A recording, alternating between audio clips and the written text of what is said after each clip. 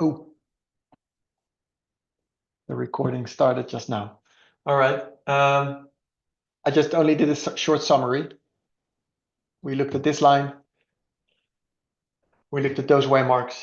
Now we're here. Originally, I said this is July 2024, and this is National Sunday Law, Death of the King of the South. I have changed my position on the National Sunday Law because I said National Sunday Law is 2025. I said I am on the side of July 18 in regard to the Western Front. The full implications of understanding the Eastern Front, this story, I'm still dealing with. I'm still trying to understand that. One of the thoughts that I have introduced in my first presentation is this model here. This is the model that Elder Terry introduced. First, an internal rise and fall, the King of the North and the King of the South. Then the external rise and fall of the King of the North and the King of the South. I agree with that model in regard to the endpoints of those lines, of those arrows. I only suggest that they all start here at the beginning in 2021. 2021 is the point, also externally, and I think that's what Penium really shows. Penium is really the story where the King of the North takes control externally of the world situation, so to speak. It restores its credibility, and it also marks the beginning of the fall of the King of the South externally. So I think this model is better illustrating what is taking place in the world today, that the external fall also started here. So then I introduced the thought that Sunday law and Sunday law are both national Sunday law and worldwide Sunday law are just both Sunday law. It just depends on the story you're telling. So if you tell a story of an internal story of the USA, well, then this is your Sunday law. If you tell the story of the external USA, this is Sunday law. It's all Sunday law. So I'm suggesting that the original model that I created in January of this year is still correct, except that this Sunday law is not national Sunday law, but worldwide Sunday law. And that is actually a dispensation you can consider because Sunday law is Sunday law. That is my proposal. And in that case, July 2024, last year, was the exeter for the worldwide Sunday law, for the Sunday law, for this story. I also introduced the thought of the increase of knowledge after so going back to this model where 2024 is National Sunday Law, then we need an increase of knowledge after that. And I'm suggesting that it's February to May of this year.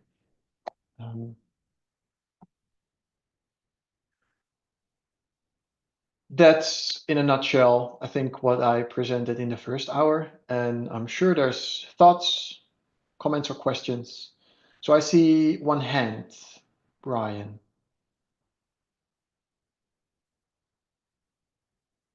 Several hands. Brian, you can unmute yourself. And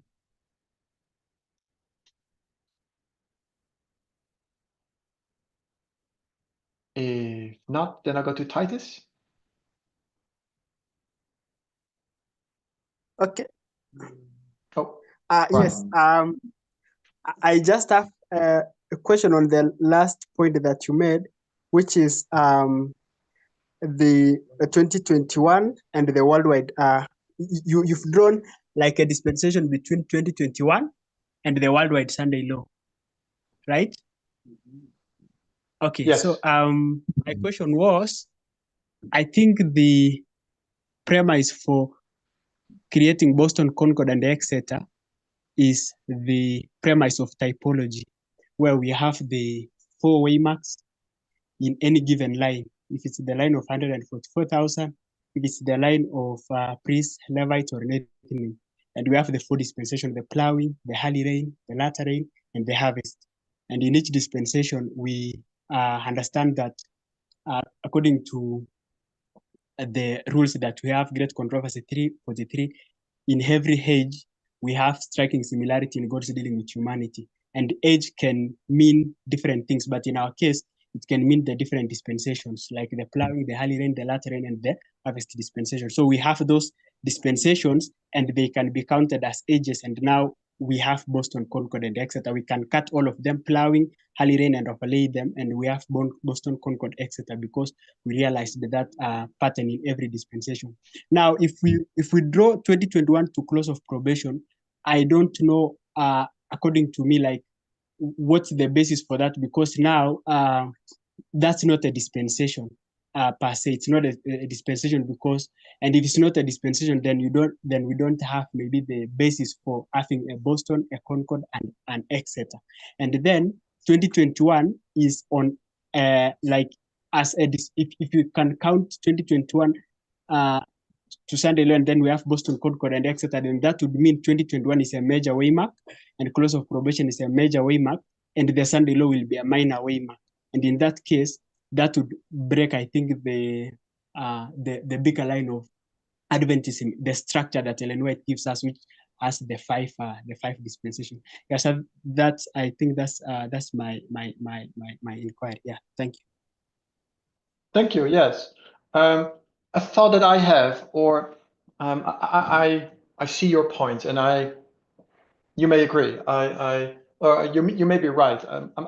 One of the thoughts that I have is when Elder Tess has her lines of First World War, Second World War, Third Diadochi War, Fourth Diadochi War.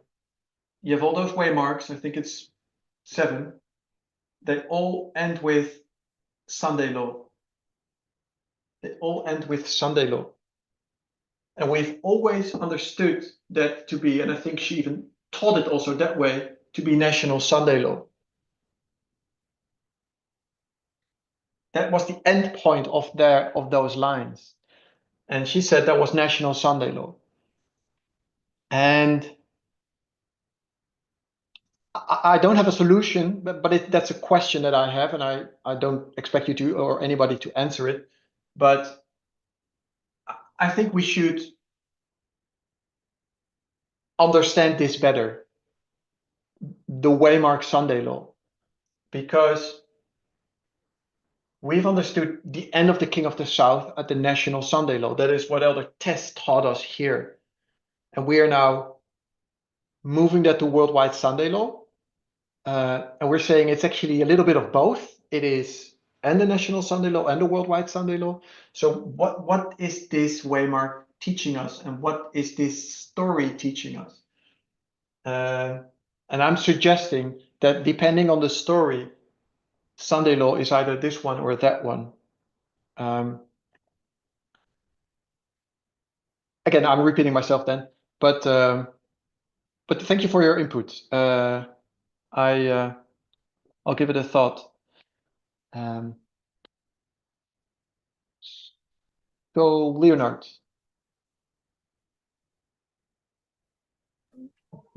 Thank you. Now, my my question is about the King of the North. We know that for King of the North to reign supremely, he has to conquer the 3 entities. Now, in our history, how are the 3 entities conquered? Is it sequential or parallel?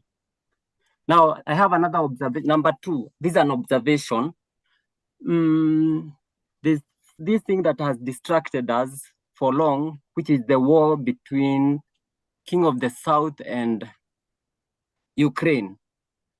Now, that hot war has distracted our seeing the events or understanding the events that we ought to look at, because we are living in an information era.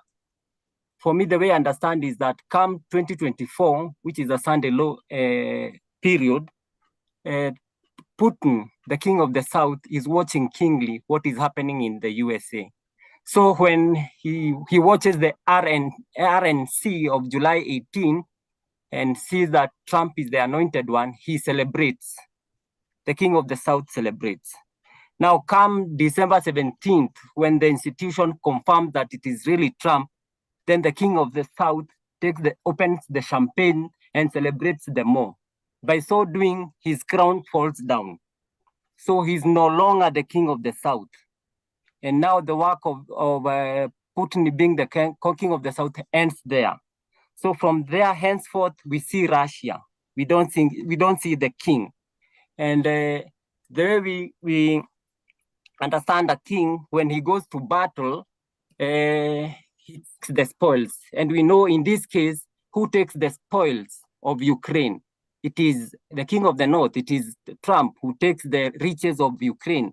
He goes to Ukraine and takes the treasures. So in another hand, we see that Putin loses in that battle because he doesn't take the treasures of Ukraine. So that is my observation. So from Sunday law henceforth, there is no king of the South. That is my observation. Thank you. Thank you.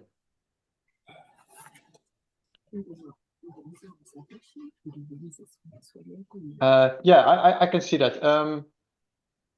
What I think is, what I've been thinking of being the decisive moment for the king of the South to lose its influence or lose its power basically in 2024 is more the agreement between Trump and Putin to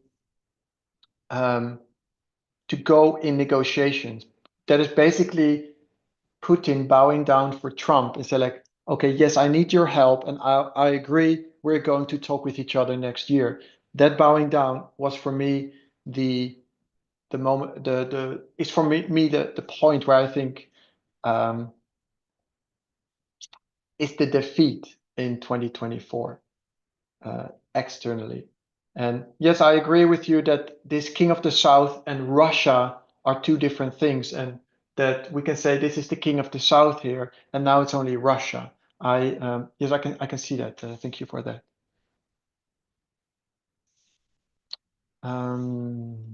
Next one, Ryan.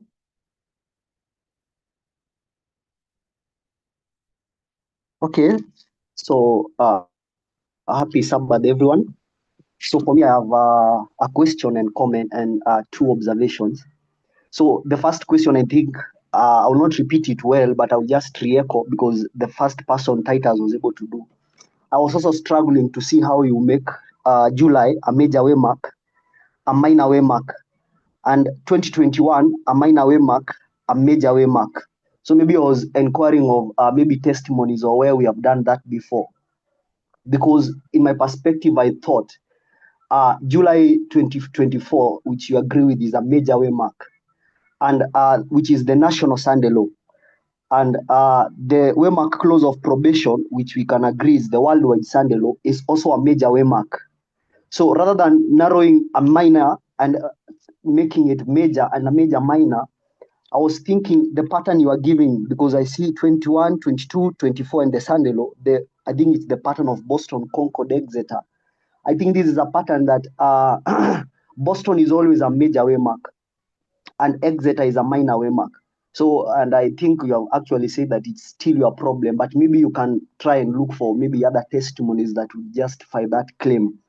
That was the question. So when you come to the comment that I wanted to make was when I look at your board work and also agree with this perspective of internal and external. So for me, I've actually struggled a little bit with what Elder Terry has demonstrated, that from her presentations, she's able to demonstrate that the deadly wound of the King of the South, which is the Sunday law waymark, is an internal event. And the deadly wound of, the death of the King of the South externally is at the worldwide waymark.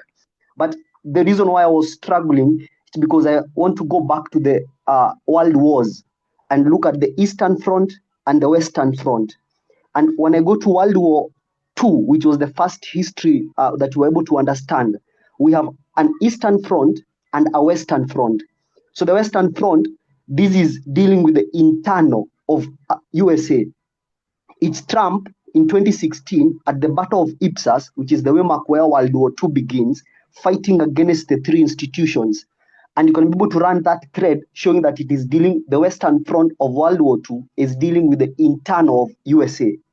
But when you come to the Eastern Front of World War II, this is Operation Barbarossa, Germany versus Stalin. This is an external.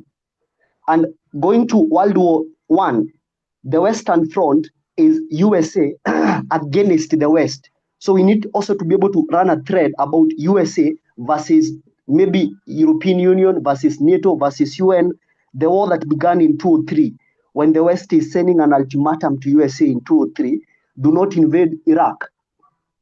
And we spoke of an Eastern Front in World War I again, which is actually another war between the King of the North and the South, which is an external event. So with those concepts in mind and coming to our history, we looked at the first war, 2016, which I'm going to put it aside, and go to 2018, which is the Battle of Heraclea. This is a confrontation between the King of the North and the King of the South, an external conflict, not inside the King of the South and not inside the King of the North. You come to Raffia and we continue running our thread, and it is a war between the King of the North and the King of the South. And you come to the third war we looked at, Panium or Beneventum, the King of the North and the King of the South. So I was in the same mind that when you come to the Battle of Argos, which is in the Wehrmacht-Sandelo, as much as Elder Terry is trying to demonstrate it being an internal fall, we ought also to be consistent and see it also has an external fall of the King of the South, which would mark as the death. And I think you have tried to demonstrate that, which I agree with. So based on that, the concept that I see for me running through is when you come to Heraclea, Beneventum, Asculum, and Argos, there is one theme that we were always able to run, which spoke of information wars, which is a concept that you have actually tried to demonstrate. We spoke of proxies, and we also spoke about spheres of influence. So when you look at Heraclea, we can see Trump withdrawing troops from Syria. We can see Trump withdrawing troops from Afghanistan. We can see Trump releasing oligarchs who financially support Putin, and we mark the strength or the victory for the King of the South. You come to Raffia, and it is very clear, 2019, we mark spheres of influence. Syria, China, Libya, we mark Venezuela, and all that is dealing with spheres of influence and proxy wars. So when you come to Panium and the history of Pyrrhus in Italy marks Turi as Ukraine, it is also a sphere of influence. So, and I'm suggesting when you come to Argos, it's Pyrrhus trying to invade Argos. We also need to see an aspect of spheres of influence. And my perspective is we need to begin to see the connection between the Ukraine war and the fall of Assad's regime in Syria. Because what happens around 2024, by December, the toppling of Assad's regime, which we can actually see is what sent a message to the West from the battle of, right from 2014, I would say, when Putin invades Syria and use his power to show that he can actually become a kingmaker, that he can actually resist America from overthrowing a regime that he controls. We need to see the toppling of Assad's regime in 2024 as a significant event for me that shows how Syria has been significant for Putin, how Syria has actually been the country that Putin has able to project his power in the entire of Middle East. And the interesting part, these are proxies of the King of the North and the South at war. We see Israel, a proxy under the influence of America, and Iran, a proxy under the influence of Russia, in a confrontation which results to the weakening of the Hezbollah. And you can see the story of the Wagner mercenaries. And these are the ones that showed Putin's power in Syria. But 2024, that actually happens. So I'm also trying to see that we, in my perspective, we can also run a thread of the external downfall of the King of the South based on spheres of influence. Thank you for your input. There was a question all the way in the beginning. Can you repeat that in half a sentence? Pardon? There was a question. So my question was based on what was asked first. I was also struggling to see how you make 21 a major waymark, a Boston, and July 18 a minor waymark. Thank you. Yes. I don't think we've ever done something like that before. Not sure if that is necessary, but at the same time, I'm upholding that premise because it depends on the story you're telling. So I'm going to repeat myself, but in this story of the external story, is the internal waymark not is irrelevant basically. It's not a big waymark necessarily. So the internal Sunday law is not a big waymark on the external story.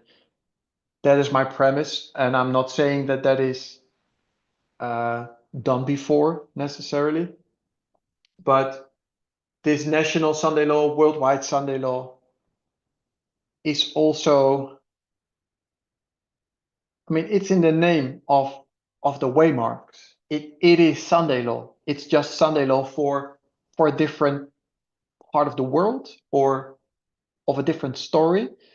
So, and we haven't seen that before either. So it's not that we have a time of the end 1 and A or B, 1798 and 1989, but within the same time frame, within the same history.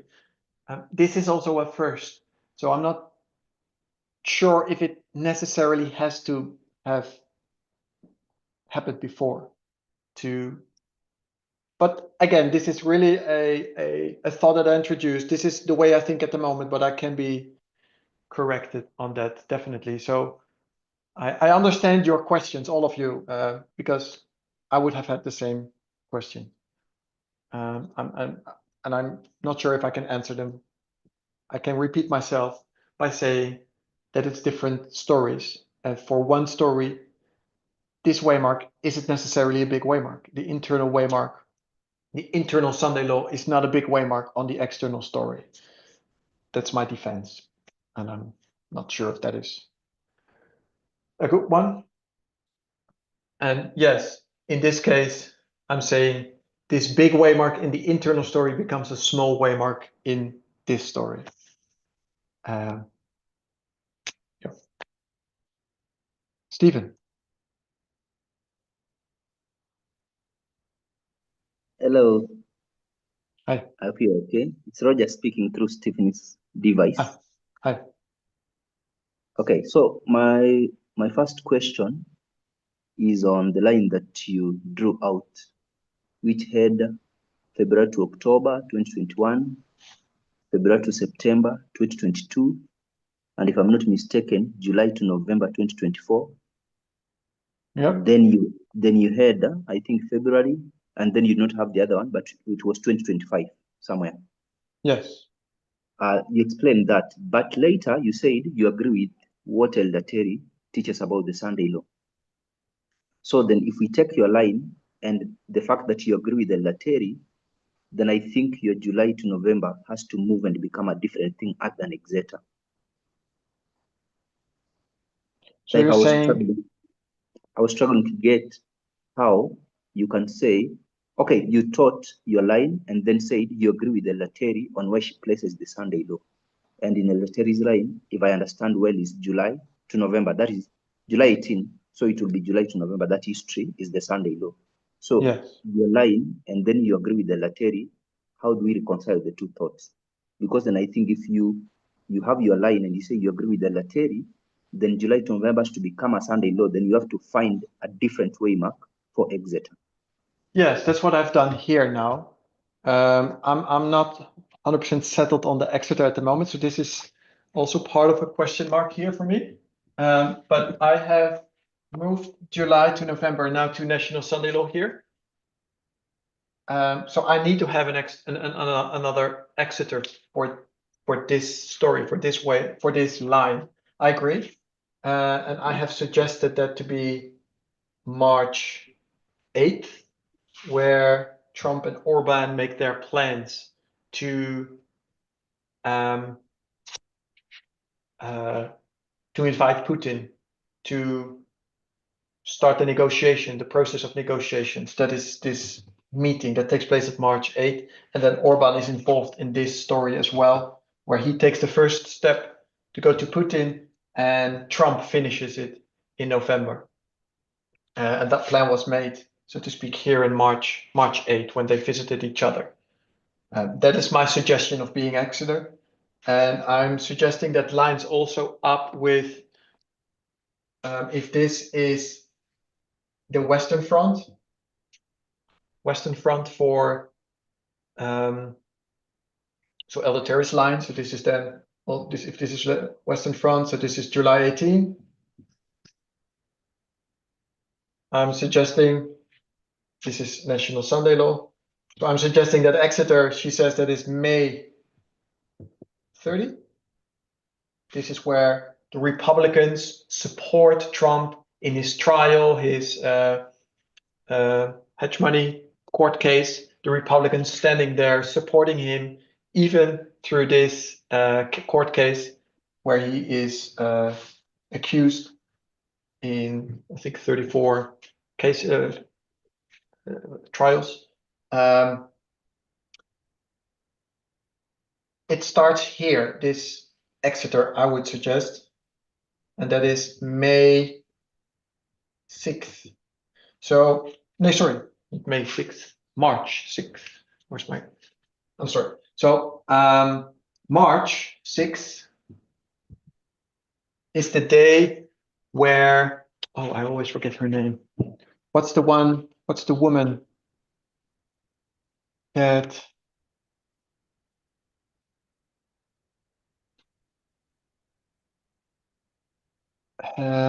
steps down as candidate? Oh, I wasn't prepared. Nikki Haley? Nikki Haley, yes, thank you, Haley.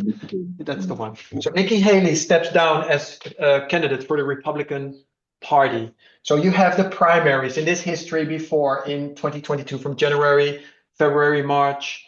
You have the primaries in America. Americans vote for the Republican candidate. There's, I think, 5 or 6 candidates, and it boils down to having 2 left, which is Nikki Haley and Donald Trump. And it's on March 6th where Nikki Haley steps down and says, I'm not going to make this. I'm not going to win this. I step down and I'll support Donald Trump. So Donald Trump here at March 6th is the only candidate left.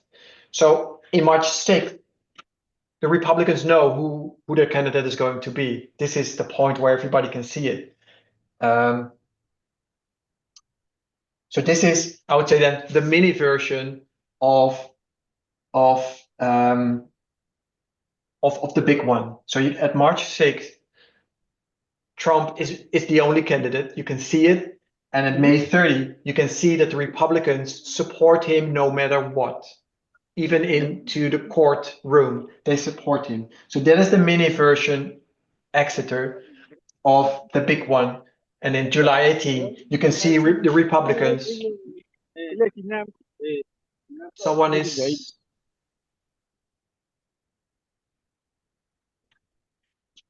You can see the mini version of Exeter. You can see Trump being chosen as the only one.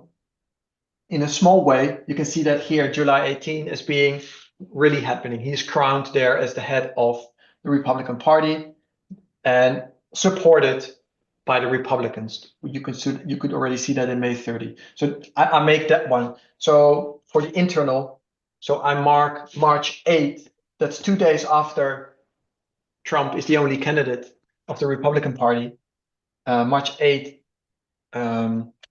Victor Orban visits him. They make plans to this negotiation process, the first steps, and they do that in July of the same year.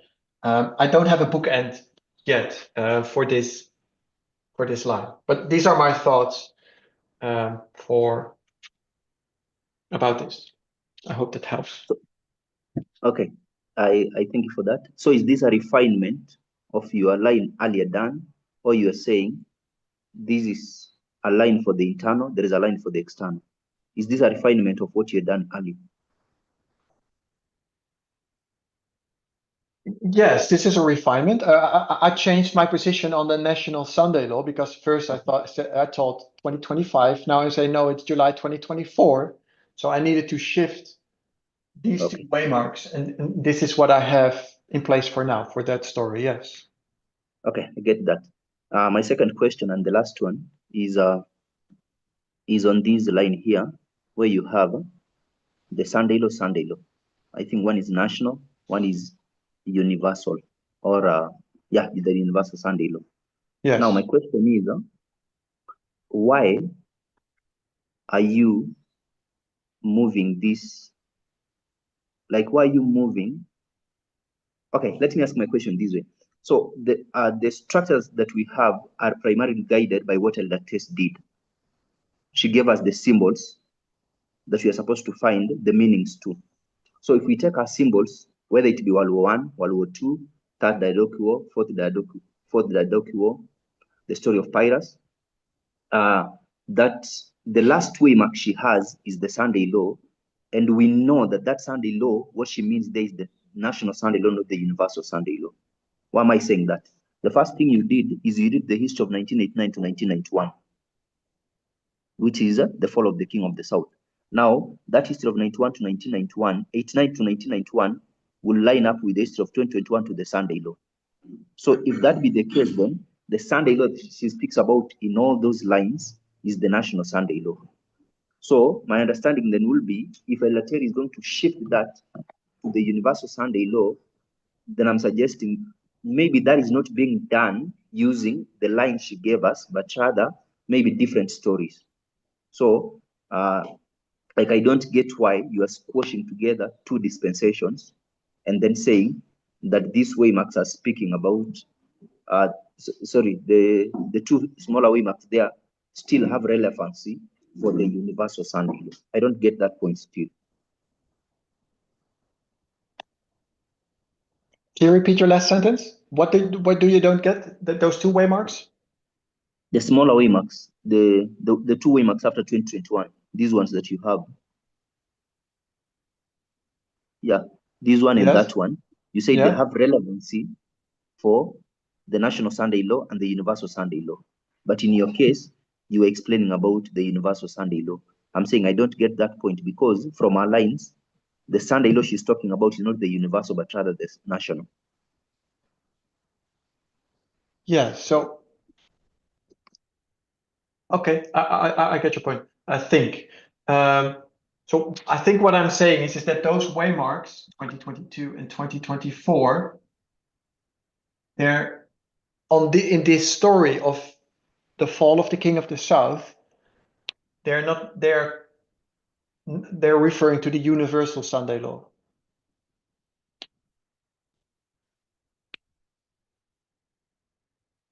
It's part of it's part of that story.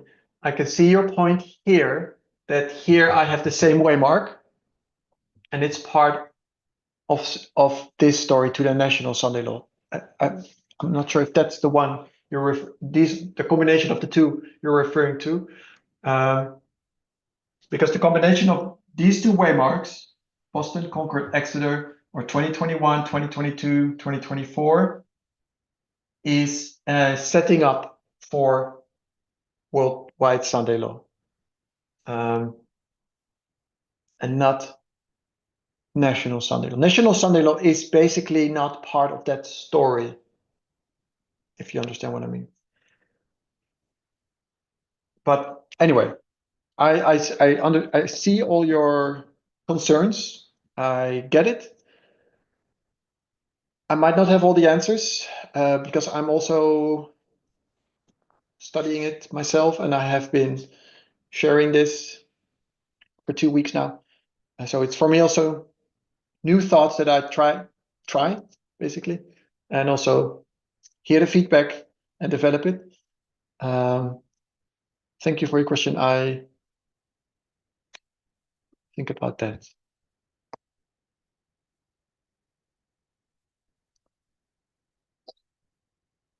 So I think then we have Brian. Okay, thank you. Am I audible? Yes. Yeah. So I think I have a general comment, which at the end I'll make it a question, and it's more of related to some concern Leonard had. I don't know if you got that. They were trying to ask, do we treat the two stories? The three obstacles. We know that for the king of the north to reign supremely, they have to conquer three obstacles. And from my understanding, the first obstacle is the king of the south in 1989. The second obstacle is at the Sunday Law, the glorious land. And then at the close of probation, we have the world. So when you are in 1989, it is my belief that the king of the south was done and dusted in 1991. But what is really happening is that we have, because you understand, from 1989 to 2024, the Sunday Law, or let me not use 2024, let me say the Sunday Law, from 1989 to the Sunday Law, that's a big time. And from Providence, from other stories, we realize that actually there is a repeat of the king of the south resurrects, and there's a repeat of that story that will now show us how again the king of south is going to be defeated, or its complete complete death. Now I tend to think, and here this is where my question comes from, that as much as we have the two stories which we can really see as parallel, the Western Front and the Eastern Front, it is my belief that for us to really establish the Sunday Law waymark, we have to embark to the Western Front story for us to establish that waymark. And then I would suggest the Eastern Front, which is the altercation between the King of the North and the King of the South, becomes second, third, or becomes a subsequent witness. Because of why am I saying that? When you read verse 41, it is explicitly about the king of the north entering the glorious land. And therefore, from the broadest level, we finished the case of the king of the south, or we finished with the king of the south as an obstacle in 1989. So I understand, yes, there's a repeat of that story. The Heraclea, the Ascalon, the Beneventum, it's a repeat of that story. But it's my suggestion for us to explicitly establish the Sunday Law waymark. Actually, the Sunday Law waymark, the special prophecies point us to the Sunday Law waymark, and one of those prophecies that point us to that waymark is the image of the beast. So Ellen G. White helps us to connect that image of the beast happens at the Sunday Law waymark. So we have to use that story, my suggestion, and really my question, if you would agree to that, we have to use the Western Front to establish that waymark. Then other stories, i.e. the story of the Eastern Front, becomes other witnesses that are going to confirm that. And I think even keenly, while I was following your studies and I've been doing before, I think that aspect can be seen in your studies, because I see recently, increasingly, I'm noticing you are starting to align your waymarks with Elder Terry's waymarks, but I see your waymarks are ranges. You don't have specific waymarks, and for me, that is another witness that we cannot use the story of the King of the South and the King of the North to explicitly establish waymarks, especially from 2021 going forward. So I don't know what's your take on that. I don't think I have an attack on that. I can see that as well. I think I have been developing that as well. If you would have asked me this question in the beginning, I perhaps would, in the beginning, like a few months ago, earlier this year, I would perhaps not agreed with you. But I think now, yes, I think that is the reality, that that first the Western Front is set up, and that the other stories around it maybe side stories, you can maybe call it, need to fit into that model. After that, instead of first putting the model of the King of the South in place and then fit in the image of the beast somehow. Because that, I think, is what I tried to do in the beginning, or tried to suggest at least. Today, I think, yes, probably the image of the beast, Western front line, needed to be in place first, and then the rest can be placed upon that. So I think I agree with that. There was something else you said.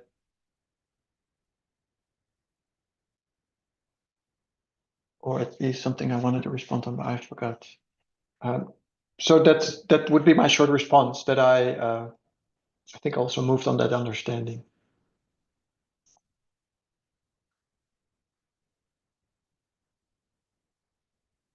There was something, but it slipped me. Next one, Snyder.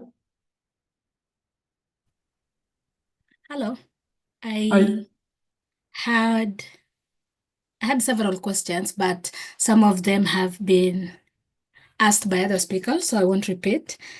But I wanted you to talk about, like, when you speak about the internal and the external, like both of them beginning at 21, who are you speaking about? Like, who are you talking about when you're speaking with this arrow that is moving from 21 to the Sunday law and the one that extends all the way to the universal Sunday law? And who are you talking about? I know it's the king of the north and the king of the south, like the sixth kingdom, seventh kingdom, but can you like clarify the specifics of whose line you're tracing? And then if you can give me insights, this is the second question. If you can share insights on 2021, why do you begin the external in 2021 and how is that different with the internal, especially in 2021? Thank you. Yes, thank you. So there's 4 lines here. The smaller ones, the shorter ones, I refer to the internal, the longer ones as the external. So with internal, let's start with the United States. The internal is from 2021 to the Sunday law, is the story of Elder Terry and the setting up of the image. The setting up of the image of the beast in this history. You can make a story beginning in 2021 with the rise of, you can see Trump, January 6th. You can see the Supreme Court getting in with the overturning of Roe v. Wade. We have the Republicans getting in place to accept Trump, and then finally they crown him as their king. It's this internal America story where they set up the image of the beast that then finally can do also a work externally in this time period. So you see a setting up of the image internally, and then it does its work externally.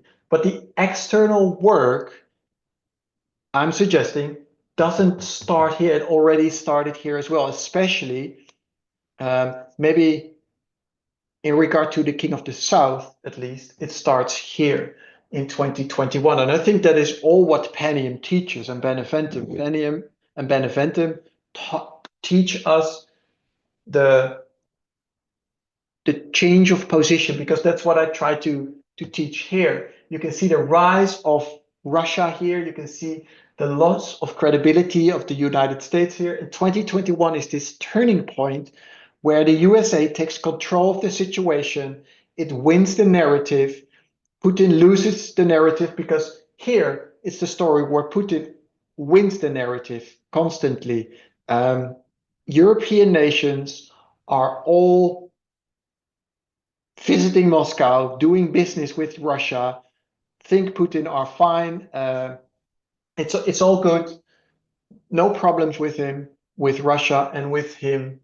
Putin is really dominating the narrative, winning, convincing the rest of the world that they are a credible partner. that is shifting in 2021, where the United States wins the narrative, takes control of the situation, and marks the beginning of the unilateral power that Trump is now misusing extremely at this point. But that rise already started with Biden. Even though Trump was not in office, Biden already took that position, that throne, gave it to Trump, and Trump is just abusing that even more. But I think this story, the external story starting in 2021, tells you the rise of the King of the North, but it also tells you the fall of the King of the South, starting here. And that's here, this invasion of Ukraine in the end is going to be the death of Russia, prophetically speaking. It's all about spheres of influence, and by invading Ukraine, I don't know how to say that in English, but by invading Ukraine,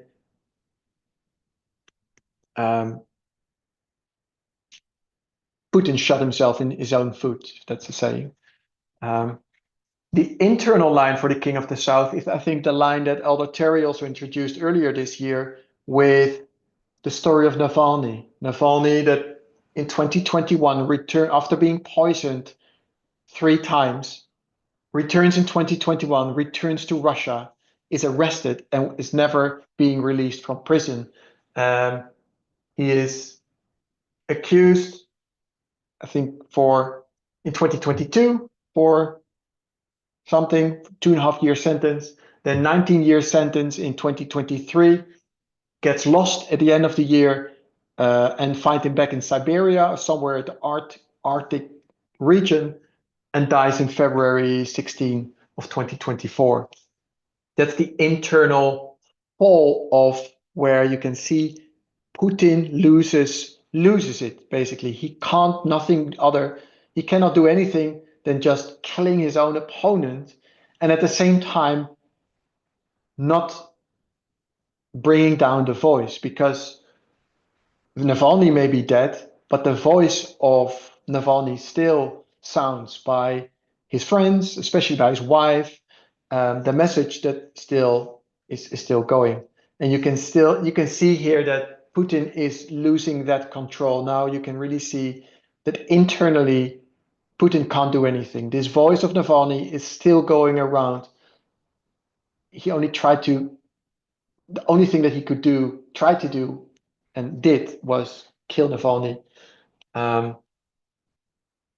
Marks the end of internal Russia. Russia is now, or the end of Putin internal, the trustworthiness of Putin, if you can say it that way. If there was any credibility for Putin, it was lost here.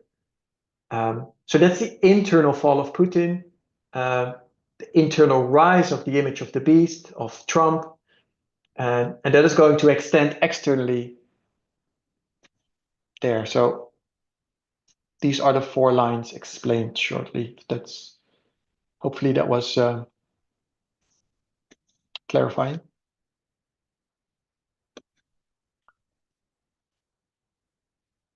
Next one, Alene. All right, hope I'm being heard well. Yes.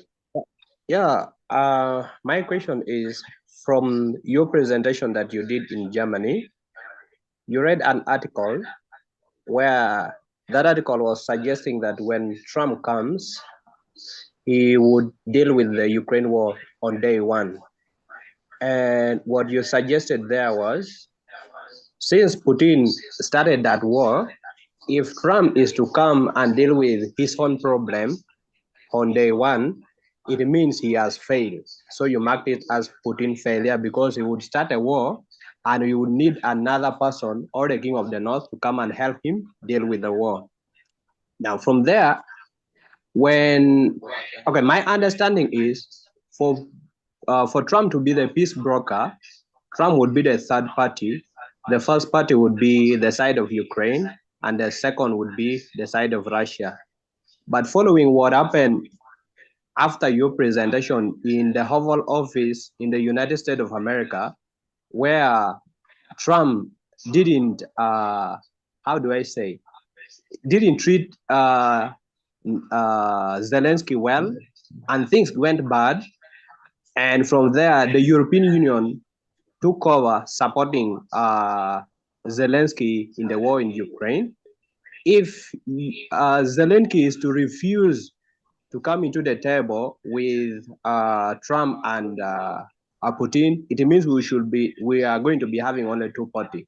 So how will the dynamic be, and what would be its implication on the suggestion that you had made that if Trump helps Putin finish his war, it is his defeat? That's my question.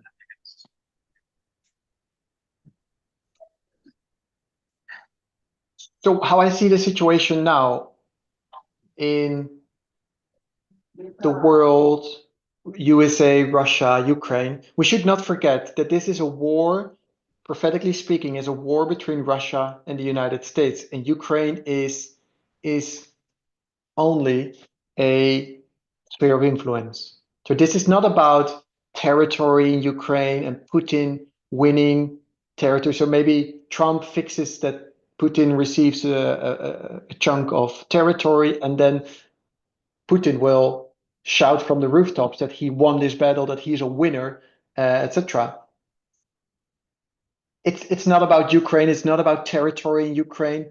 It is about this battle between the king of the north and the king of the south. It is about spheres of influence. Yes, I think Putin lost the sphere of influence in Ukraine basically already, even though he may win some territory in the end of the road.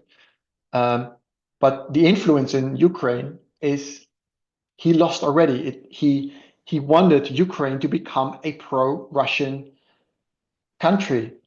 Well, I think that's not going to happen anymore after all what has happened after the last 3 years. He wanted to topple the Ukrainian government and install a pro-Russian government. It all didn't happen. He failed in that. The other part is that what we see happening now, what we have seen happening in the last few months, is where Trump seemed to be very pro-Putin and very misbehaving on Zelensky, so to speak, treating Zelensky not very nicely. People have been saying, look how he's giving just everything away to Putin. Putin is the winner at the end of the story. I don't think so.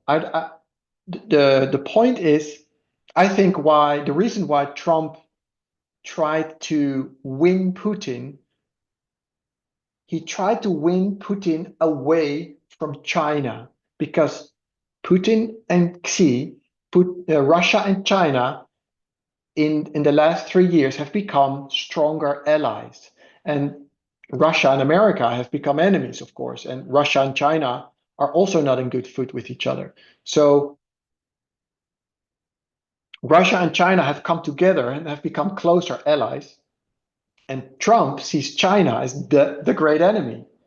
So what he wants to do, he wants to pull Russia away from China and bring Russia in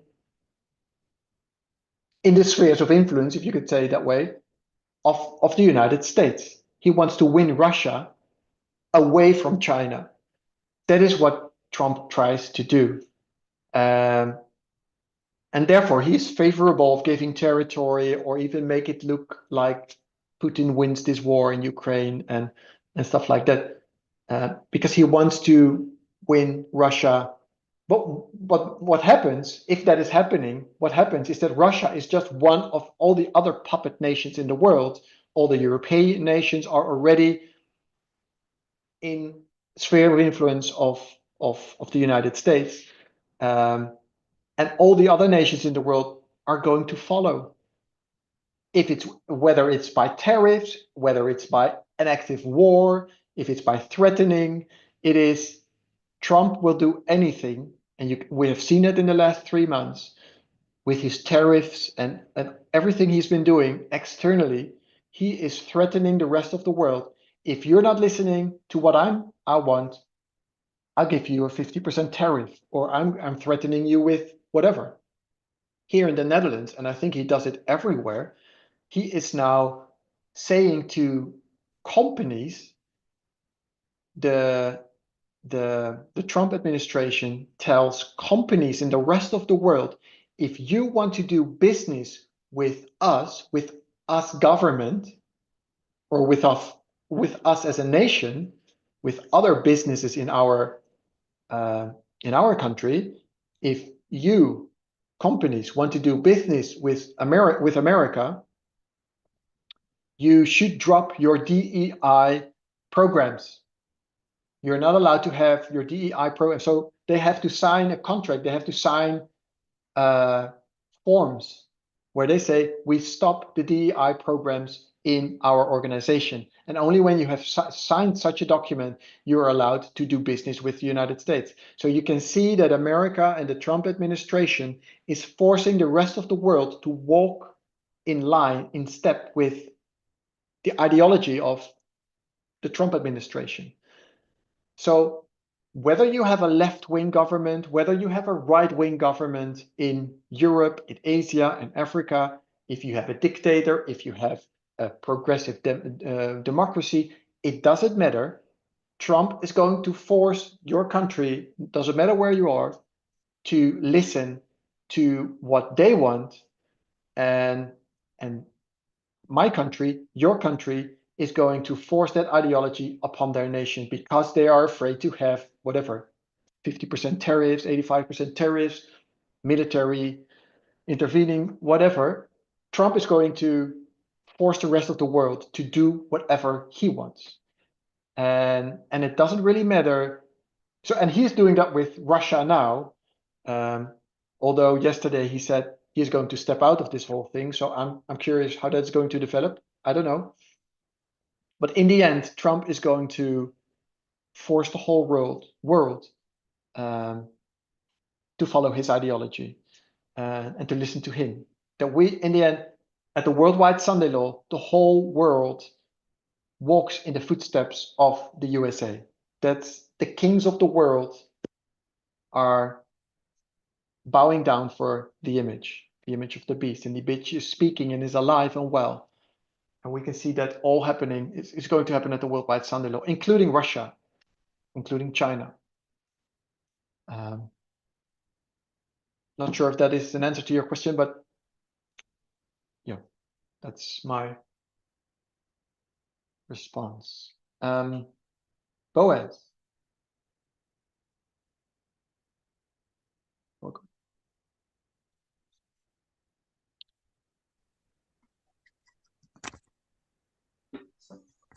Thank you. This is Grace speaking through what is Grace.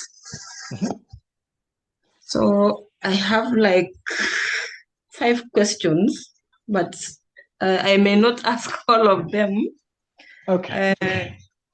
Let me see what to begin with. But maybe to start, when you started your presentation, you labored, or you said that part of the work that you are doing is to try and understand events prior to Panium, which is okay. Understand Boston, Concord, and Exeter. At the beginning of that line, I don't have a problem with it. I have a problem from Panium to that last line, Panium to Sunday law. And why do you think it becomes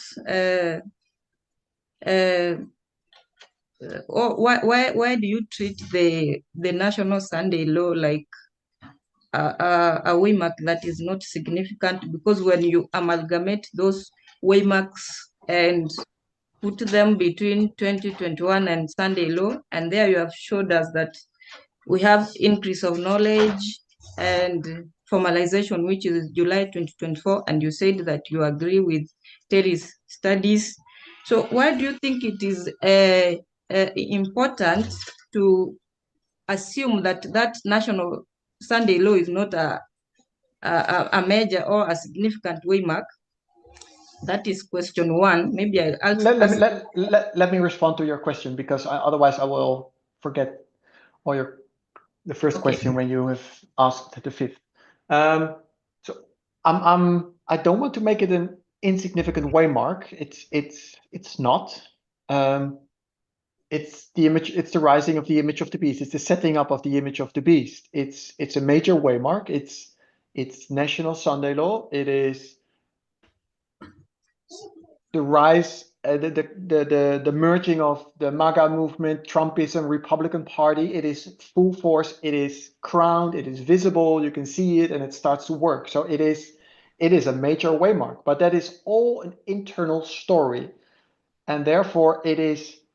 I've never used the word insignificant, I think, but it is part of a different story. So if you talk about the external story, the fall of the King of the South, of course the King of the North is involved. But that whole setting up of the image internally is a different story, is a different event connected. It's an event part of a different story.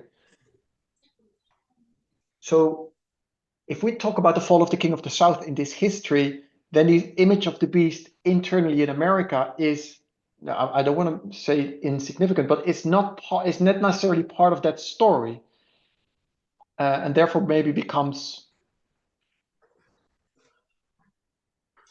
It's not even part of the story. It is this July 2024 is not. I'm not saying. Maybe that makes it confusing. When I say July 2024 here, I'm not referring to the RNC, because the RNC is not part of this story. This is external fall of the King of the South. So 2024 here is this one, July to November.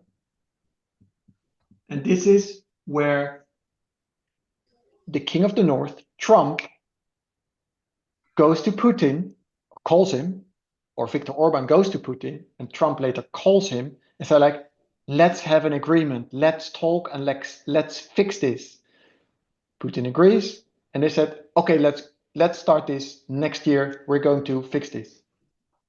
That's this waymark. So this is not the RNC.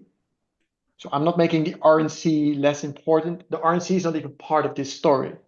The RNC is part of an internal story here, this one here, or this one here. That's my response to your question. I don't know if that helps. Okay, I'm still struggling, but maybe I'll understand as time goes by. Another question, maybe I'll ask it to and leave the rest to ask. So you have identified that February 18th to May 2nd, 2025, you've marked, yes, that one. That is an increase of knowledge based on the events that you have described there. So my question is, usually when we mark increase of knowledge and formalization, and even Boston, we tie a message and the person having that message. So before I come to the person having that message, you have external increase of knowledge. We should, or the way the lines dictate is that we should have an internal increase of knowledge. So between the 5 presenters dealing with the Sunday law, whom should we associate with the internal increase of knowledge? Because we should have internal and we should have external. I still have that problem, but that is my question. But events, the way you have told that. Let me respond to that quickly. Is this okay? Yes. So if we have, so let me draw it here. So if we have it so let's say this is the internal within the movement increase of knowledge. Yes. So I think it was January 22nd, where Elder Parminder invited all the ministries to invite the speakers and start this whole. It was that day where this process was started. So it was in January 2022, 2 days after the inauguration of Trump. And this whole process started off the Sunday Law messengers going to be speaking for all the ministries. So I'm suggesting that is the internal increase of knowledge where January, and I don't know where this ends, not necessarily in May, can be June or July. That doesn't necessarily have to be line up exactly to the day. But I think the process we are in right now is the increase of knowledge. And yes, it is definitely Elder Terry for her story. And so I don't know.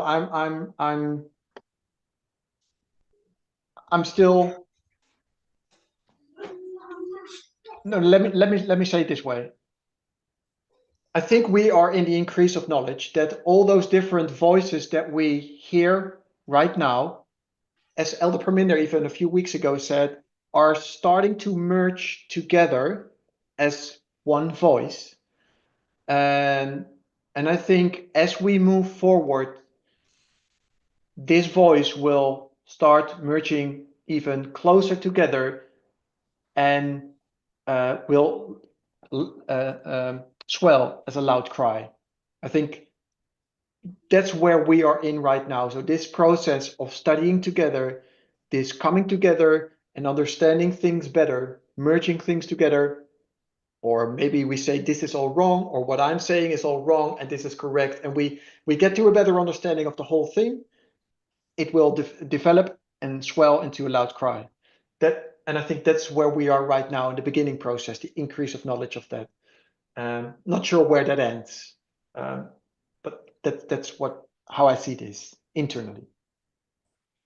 So, okay, I don't have a problem with where it ends, but don't you see it has a problem because you have come identify the external increase of knowledge, and then you have answered me and said that it is maybe you can mark Elder Terry, and if you go to other different lines, maybe where we mark the increase of knowledge between prior to Sunday Law, that is the National Sunday Law, we mark internally and externally. We are going to mark DOBS and we mark associated with Elder Tess. But why do you think here you are bringing the external and then you are giving us Elder Terry?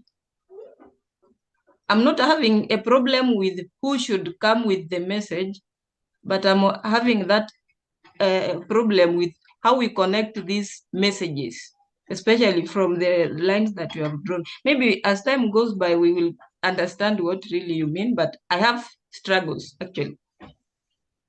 I think we will learn as we go, and we are going to understand these waymarks even better as we move forward. So there's always development on our understanding. But move on. Yes, please.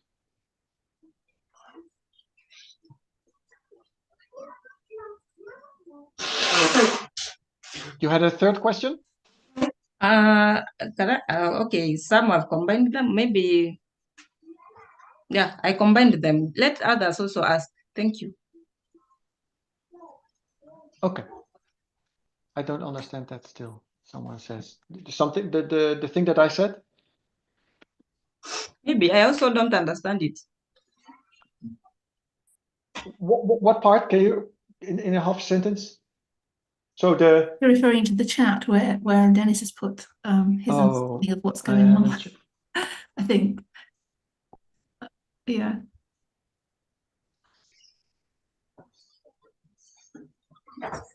I suggest to agree with Elder Terry July, but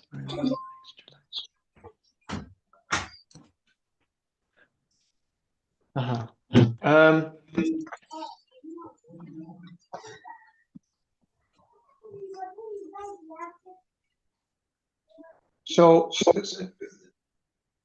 the previous one who asked, was it Grace? You you didn't understand why.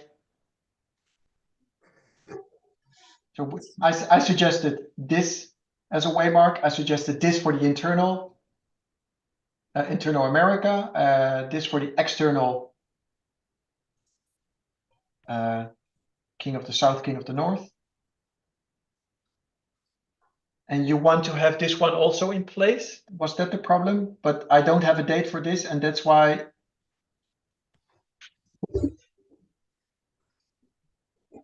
Can I just Yes. to clarify that for Grace? I don't know if this is what Grace means, that she's having a struggle of how you are building the line. And I was having that question as well, I think, is that you said originally that we should build it perhaps on Elder Terry's line, or on the Western Front should be the original foundation line, and then we're going to fit these other lines into it. Whereas what you've done there, I think, is put the external line at the top and then say, let's try and work out what the internal one is. I don't know if that's part of the question. And my question connected to that is, how do we then map these lines? Because is it just by month? Because it doesn't seem to be by date. It seems to be July to November. Let's make it July to November for the external as well as the Western as well as the Eastern Front. And on that one, it says February to May, but now you're putting January underneath. And I'm like, so are we doing it by general periods and by months, by dates? How are we doing that mapping? I think that's part of. Oh, but that has always been, it's never been. That's set, No. It's never been exact. It's usually we've said it's mostly in the same year. Yes. But I mean, here we say Penium is February to October, but we have January 6 as an internal thing. That's where you, I think, mark the internal story of the internal America line is January. So it's if you go to 9/11, if you go to 2001, you have September 11, you have November 9 in that story with the attacks, and then the first attack in Afghanistan. That's usually what we mark as the beginning and the end of that waymark. You have 9/11 and 11/9. But 2001 is also, if you take a completely different story, it is the first same-sex marriage in the world. That's in April. You know, it's not necessarily that this same-sex marriage has to take place on 9/11 to make it a prophetic event. It's happening in 2001, which is a significant waymark, and it happened on, I think it was April 1st. So it's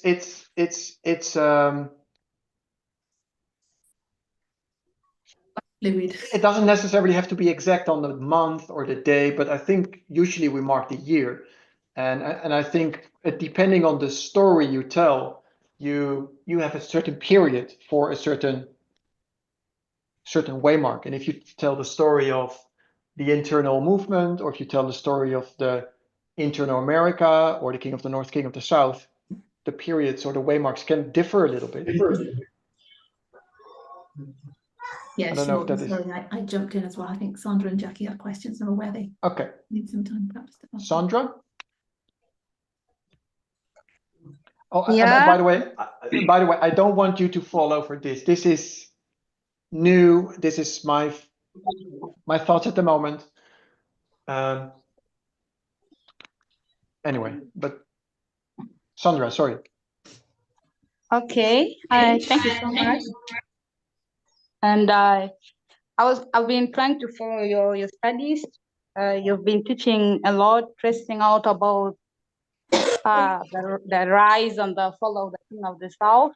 So I wanted to ask you in regards of the tariffs you spoke about, like when you see United States trying to impose a lot of tariffs on I think so many countries, and when you look at the foreign policies and look at the Eurasia risk, they've spoken a lot about what can happen in 2024, mostly as far as United States being the United States going away from being a world superpower, and we see it's trading on that path already, as we in the Sandalo history. And one thing I wanted to ask is, how do you locate these lines? I want you to help me explain, like, are you specifically looking at Panium, or you you're looking at a different dispensation than the events and the things that are happening in it in regard to the Sunday law. Yeah, like I don't have a problem with when you say that when you explained about the King of the South, you can really see a lot that has happened last year, and it depends on where you want to trace out the King of the South. Like last year, you explained a lot about the King of the South, but I want to ask, why are you specifically marking the King of the South from 2021? Why are you not going back to the previous histories and traced out the King of the South?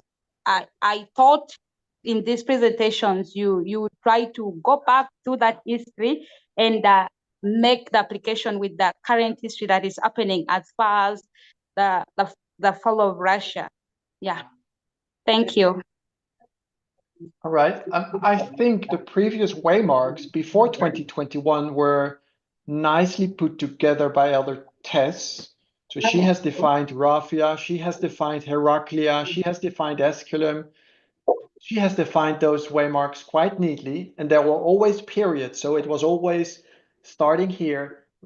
That's why I got this idea from the book ending from. She introduced those book ending waymarks where you say it starts at this date, it ends there. This is Esculum, or this is Heraclea. This is so. And in regard to the King of the North and the King of the South, I think Elder Tess has put the foundation of all those waymarks together. Even Penium, she did the greatest part. I only finished it, if you could say it that way, and I'm still perhaps missing parts. But 2021 was for a big part also established by Elder Tess, and the same thing for the waymarks that were there before. So I haven't been focusing on those waymarks so much because they were developed already, and I've been focusing.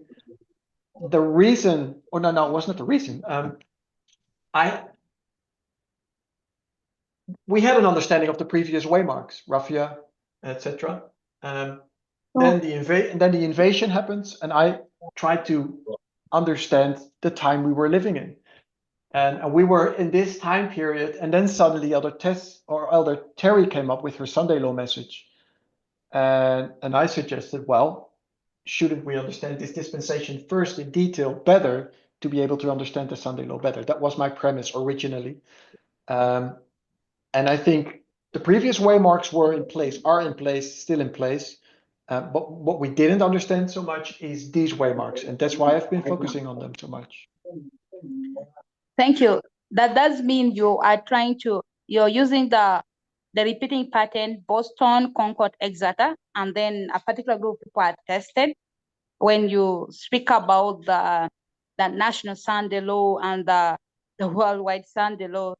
And I wanted to ask, as far as the Sunday law is concerned, like when you traced out the waymark of 2021, when you see it's, of course, automatically when using that repeating pattern that is already Boston, then you're going to your place your increase of knowledge to be probably thinking it's maybe June 2022, whereby you have DOP versus Women Health Organization, like abortion rights being overturned in the United States, and then you come to I think that's May 30th. Can I ask a question? Like, when you come to this line, are you tracing mostly on is it connected with the King of the North? Like when you're tracing out the King of the South, are you making the connection with also the King of the North coming into his existence, or this is just a different story you're trying to tackle from a different perspective? Yes, I try to understand it from a different perspective. The Eastern Front, Western Front are different battles, different wars, but at the same time, I think those lines or those events need to be in place or in sync with each other somewhat. Just what I just talked about before when Emma commented shortly, that those waymarks of those different stories need to be in sync with each other, not exactly on the date, but it's in the same time period. And I guess that is vague. I think we have established years within the same year. So if for example, here, if we take this waymark, we say, I say this February to September for the Eastern Front. On the Western Front, we have been saying that is DOPS, the overturning of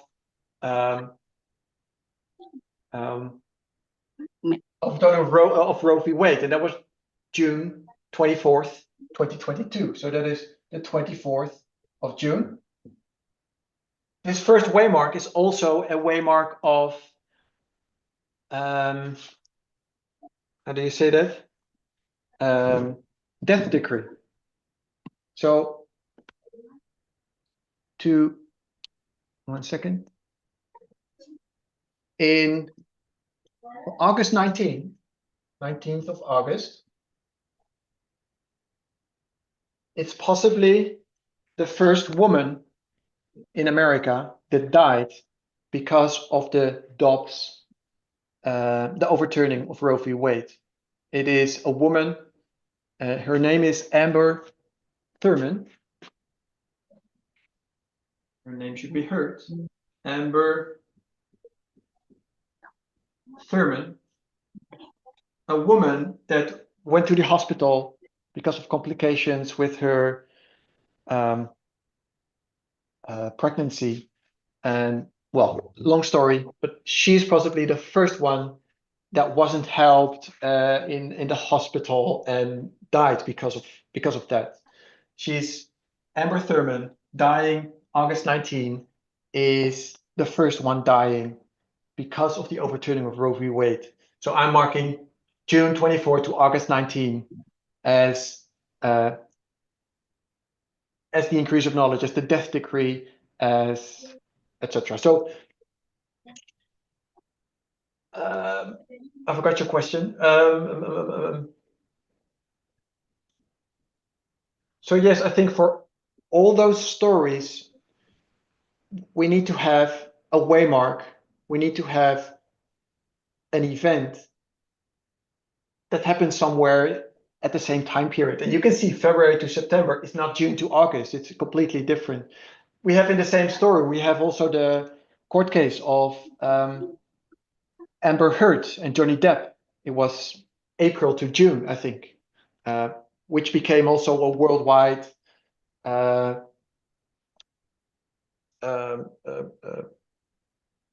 event regarding the same problem.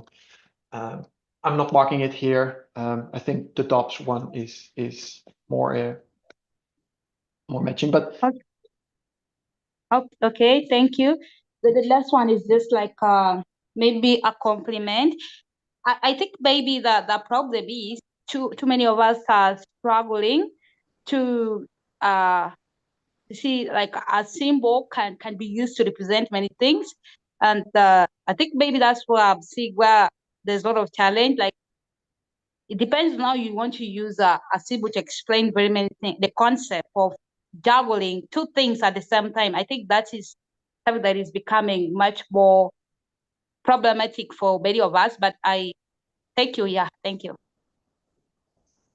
Thank you. Yeah, I see. Yeah, we're the two concepts mixing together is, I understand that to be difficult, and yeah, we'll see how it develops. Shadrach.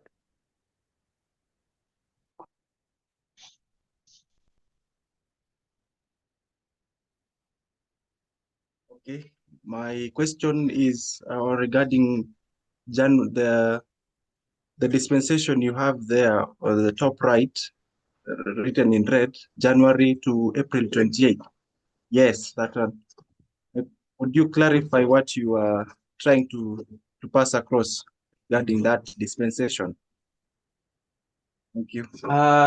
Yes, so I think in those 100 days, so I think it was April 30, which will mark the 100th day of Donald Trump. We've seen everything that Donald Trump can do. I think we've seen the increase of knowledge. We've received the increase of knowledge of Donald Trump's work that he's going to continue, of course, and it even becomes worse as we move on. So January 20th was the inauguration of Donald Trump. So he started to, I think in this time period, there were 140 executive orders. So January 20 marks the beginning of that process, of his work. And April 20 marks the publishing of this article. So it could be, we can also mark April 30 or maybe April 24 when the interview was given. But April 28 was the article was published of The Atlantic. The Atlantic had an interview with Donald Trump about his first 100 days. And he said several things, but one of the things he said there very clearly is there was, he compared his first term with his second term. So he said, in an interview with The Atlantic published on April 28th, Donald Trump declared, "I run the country and the world." He contrasted his second term with his first, saying that initially he had to run the country and survive. So he said, at his first term, I needed to run the country and at the same time try to survive because there was a lot of opposition within the Republican Party, within his own cabinet, etc. So there was a lot of problems that he had to deal with. So in his first term, he ran the country and also needed to survive. But now he believes he is leading both the USA and the world together. And in this interview, he reflected on his aggressive use of executive orders, his strained relationships with global allies, and his economic policies, including high tariffs. This Atlantic interview took place on April 24th. It was conducted by Ashley Parker and Michael Scherer. So it was an interview done because of the first 100 days of his presidency. That is in America an important time where you usually do the things that you want to do. We have seen Donald Trump in his first 100 days, and he summarizes that as, in the first term, in my first 4 years, I struggled.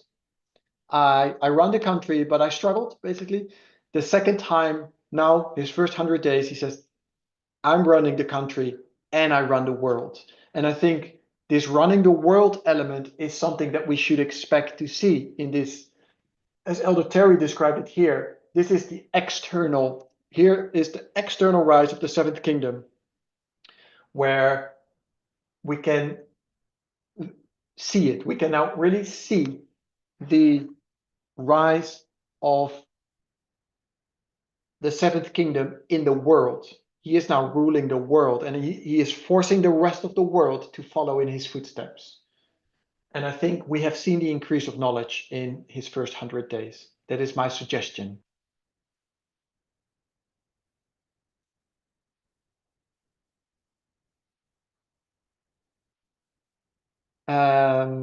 Next one. Hello. Hello, Hi. Hi. Jerome here. Yeah, I see a lot of harmony and the way the truth has been developing, and I see a lot of things you're saying are connecting in pieces. The dots are there connecting. So the complications that we have is that we're navigating the complex, and at times it's not easy. It's not easy to see. And as Elder Pamela has also discussed, that the truth that we're going to reach to is going to be a near approximation of truth, because we don't have all the information, because others have been damaged and the rest. So I see with the class of today, I see a lot of pairing that's working between the Western Front and the Eastern Front. So I was having issues with the idea of a readjustment in our understanding of what the Battle of Argos looks like, understanding how it ends. So you did not speak much about that. So I saw it and I feel like there's a lot to learn again. And there's still a lot to unlearn, because we have really focused so much of the years during the period of the midnight prayer. We're trying to understand the King of the South, but there has been a recent resurgence to understand the King of the North, and the King of the South has been doing a lot of things that has been going unnoticed. And today I've seen a line that has been pulled out, and a lot of information about the King of the South I've seen today. And I'm really mesmerized by that. But I see the consistency and I see how the line is progressing. So with threading the needles, even if you go to other thesis presentations at time, you see waymarks that do not exist, but you see a story that has been woven through it. And I get to realize that the line that we're seeing today ain't about the Western Front, it's about the Eastern Front, and the connections and the dots are connecting to a particular things that relate to the fall of the King of the South. And then with what's on the board and the construction of what Elder Terry did with the National Sunday Law and the Worldwide Sunday Law, I don't know if I saw it wrongly, but when Elder Terry was projecting from the National Sunday Law to the Worldwide Sunday Law, her marker was on top of National Sunday Law moving forward on top of it, marking that what happens at the National Sunday Law is that. So it wasn't down there, it was up at the National Sunday Law and moving upwards toward the Worldwide Sunday Law. So she wasn't putting gears from there. Yeah, like that. Okay, yeah. That's how I saw it. That's how I saw it. So I don't see a very big difference with what you put down here, because everything that is happening there needed to have a starting point. What we see Trump doing is just emboldening in what he's going to do, but it started a long way before that, and we can trace it from where it started. So I don't see as maybe, I don't know, maybe I saw it differently to how you saw it, but I saw Elder Terry projecting it from the National Sunday Law. What Trump has gained, now he's going to add on top of that to gain other things. It's just going to be an addition. He's not going to start it afresh because the battle has been going forward. So that's how I see. So I don't know, but that's just a compliment. It's not a question. I get the points how they align. Thank you. Thank you. Thank you for your comment.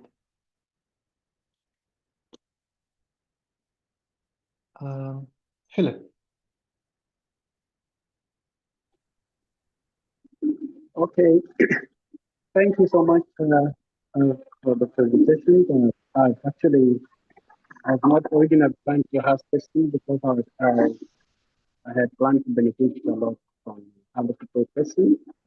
The presentation itself actually is very nice because it's actually it presents how the King of the North and the King of the South and how they are on the way together working and making progress happen.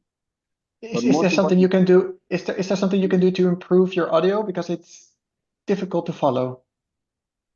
Okay. Let me try. Is it now okay? Oh, better. Yes, much better. Okay, I had the Thank you. AirPods. So I'm saying your presentation is quite okay, except for the part that was actually talking about the Sunday law, because when I see the King of the North and King of the South, Eastern and Western Front together, I did not originally think about the Sunday law stuff, because when you go back to the study that held that Elder Tess did in Midnight Cry message, we see the rise of dictatorship. Trace back to French Revolution, to German revolutions, Russian revolutions. We see how the dictator rise. It always the work that is done within, and we know that there are two things that go right now that are actually running contemporary. There is the glorious land that need to be taken over in order for the dictator to rise, and in order for the dictator to reach the world, the whole world need to be captured. All these things are happening at the same time, and we know the King of the North has already been dealt with, but the King of the North, portion of the King of the North that is left to be dealt with, is going to be dealt with the whole world, which is now the rapture that we are seeing. So it's going to be dealt with the whole world. So when I see originally how you were doing it, the King of the North rise and the relationship with the King of the North and King of the South, I could not possibly actually agree on the aspect of the Sunday law, because that is not where it comes from, based on how I see it.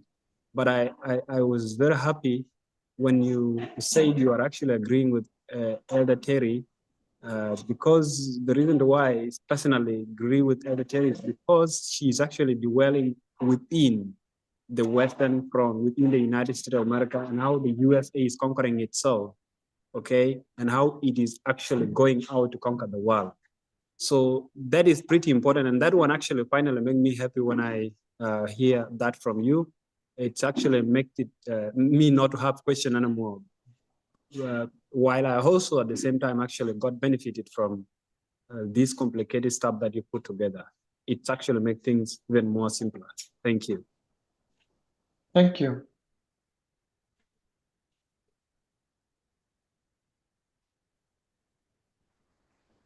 Arjan, we should be winding up because of time. Yes. Okay. Let's no, I was thinking about that as well. I don't see. Oh, there's one hand. Am I allowed to take that one, or shall we leave it here for now? Oh, hand has been removed. Okay, no, let's because of time, let's leave it here. It was a blessed time together for me as well. It was good to have all those questions, also to develop my understanding. But I hope you've been blessed as well. Let's close with prayer.